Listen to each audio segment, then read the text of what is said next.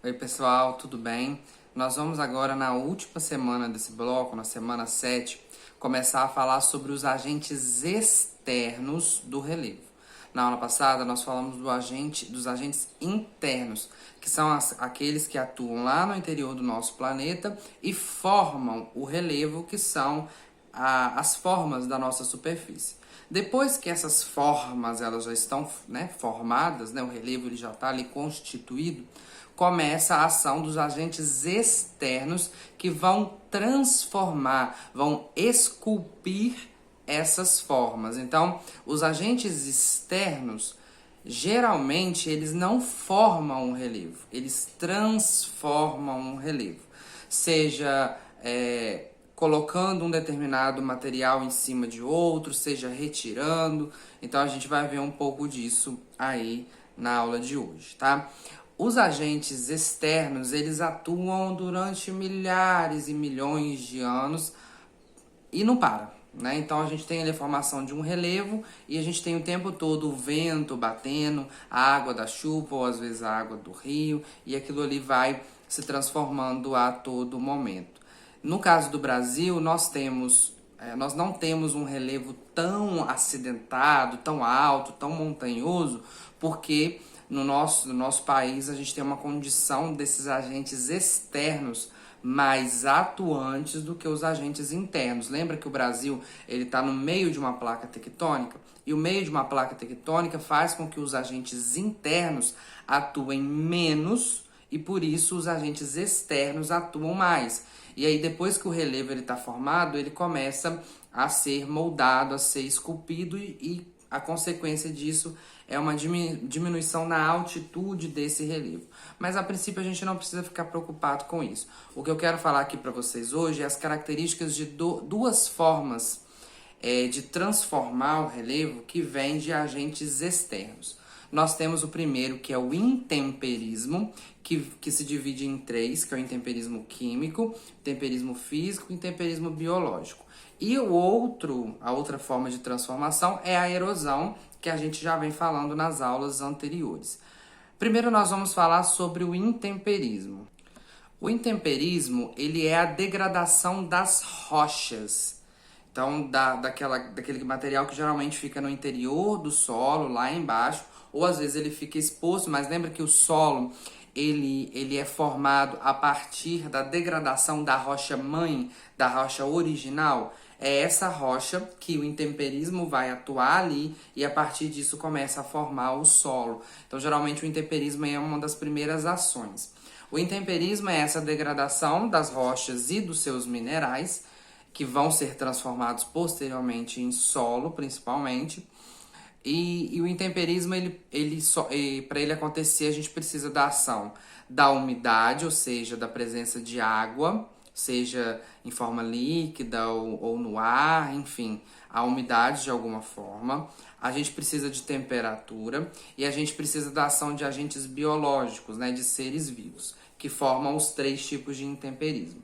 Quando a gente fala primeiro da temperatura, a oscilação da temperatura, então uma hora está muito quente, uma hora está muito frio, faz com que, vocês vão aprender isso muito lá na frente no ensino médio, na física, que os materiais, essa rocha, ela vai se dilatar e vai se contrair. Então ela expande e contrai. Se tiver muito quente, ela expande. Se tiver muito fria, ela contrai. Claro que não é uma expansão gigantesca, mas pensem em uma rocha muito grande.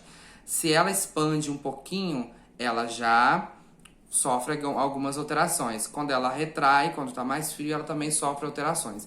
E com o passar do tempo, isso faz com que essa rocha, expandindo e contraindo, ela comece a se quebrar. Ela vai se formando ali buracos, formando ali passagens para a ação dos outros elementos. Esse tipo de intemperismo é o intemperismo físico, quando a ação da temperatura faz com que a rocha expanda e contraia, e esse movimento vai quebrando, vai fraturando essa rocha, tá? A partir do momento, que tem esses espaços, esses buracos formados pelo intemperismo físico, a água, a umidade, ela começa a penetrar nessa rocha. E aí começa a ação do intemperismo químico. né? A água em contato com os minerais, com os outros elementos químicos que fazem parte dessa rocha. Lembrem que eu falei, né? Cada solo ele é composto por elementos minerais, por elementos naturais que vêm dessa rocha. E aí é justamente no intemperismo químico que esses elementos são liberados. Então a ação da água, da umidade no interior dessas rochas age formando ali o intemperismo químico, que vai desagregando esses elementos, tá bom? E a partir do momento que a gente tem a presença da água, isso é favorável para a proliferação de vida, né? Primeiro, bactérias e fungos que soltam ali algumas substâncias químicas que também são capazes de decompor aquela rocha e ao longo do tempo esses organismos vão ficando mais complexos, começa a surgir alguma vegetação em cima dessa rocha e as raízes dessas plantas também são capazes de decompor e degradar essa rocha. Então, quando a gente tem a atuação dos seres vivos, a gente chama de intemperismo biológico. Então, nós temos 3 tipos de intemperismo, só relembrando. O físico, com a ação da temperatura, quando a rocha expande e contrai, vai formando fraturas, essa rocha ela vai se quebrando. Essas fraturas, elas favorecem a penetração da água e a água funciona como um reagente químico que vai decompor e degradar os elementos naturais, minerais dessa rocha, e aí nós temos o intemperismo químico.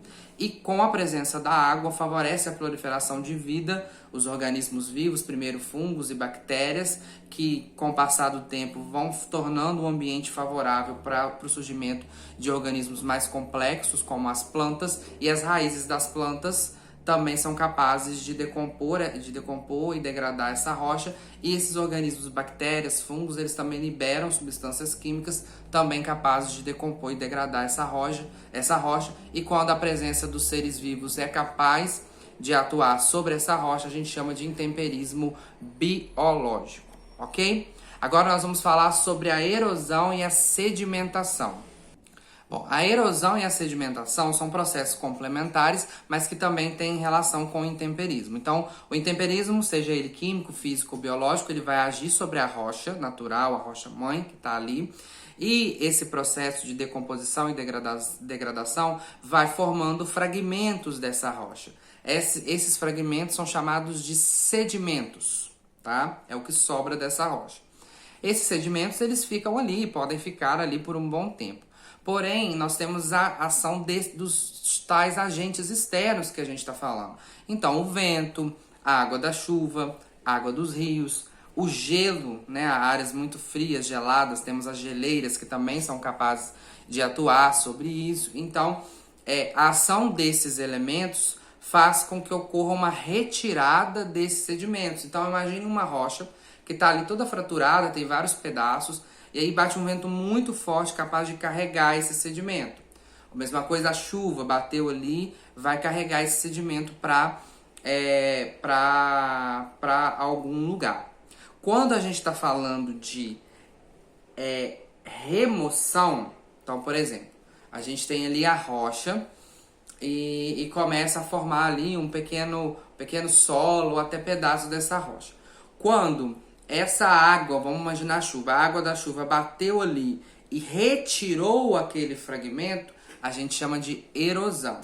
Quando esse fragmento ele é retirado e ele vai ser transportado, e quando ele chega em um determinado lugar, a gente tem a sedimentação. Então imaginem, por exemplo, uma região ali de relevo, e aí bate a chuva ela vai retirar um pedaço ali daquele solo ou daquela rocha. Essa retirada é a erosão, ok? A partir do momento que retirou, a água ela continua descendo e vai carregar esses fragmentos. Carregou, geralmente a água da chuva ela tende a ir em direção ao rio. Quando essa água chega no rio, ela vai pegar esses fragmentos que ela carregou e vai depositar no fundo do rio. Então essa colocada desse sedimento, desse fragmento no fundo do rio, pode ser um exemplo de sedimentação. Então são processos complementares que atuam quando ocorre a erosão, consequentemente ocorre a sedimentação. Às vezes a erosão acontece e a sedimentação acontece muito próximo do local onde a erosão aconteceu. Isso pode acontecer, mas às vezes não. A água, o vento, algum outro elemento carrega esse fragmento para bem longe, tá? E aí, pessoal, só para finalizar, a intensidade e a velocidade desses processos, né, da erosão principalmente, e da sedimentação também, tem a ver com as características do lugar que ela está acontecendo, né? Então, vai depender do clima, vai depender da rocha que a gente está observando, do solo que a gente está observando, vai depender do relevo. Então, se for um relevo muito acidentado, esse processo ele é muito rápido, porque a velocidade é maior. Se ele é um relevo muito plano, isso acontece de uma forma mais lenta. Se é um lugar que chove muito, então a água ela tem uma força maior. Se é um lugar que chove pouco, isso vai demorar. Se é um lugar que venta muito, regiões litorâneas, por exemplo, né, na praia, esse processo vai ser mais rápido. Se é um lugar que venta pouco, esse processo demora mais. Então, depende muito das condições naturais do lugar que a gente está observando. Tá bom? Então, de uma forma geral, é o início dessa parte de agentes externos. No próximo bloco a gente vai dar continuidade a isso, a gente vai entender um pouco mais sobre esse assunto, mas a princípio é isso. Leiam, façam atividades, qualquer dúvida é só me chamar. Tchau!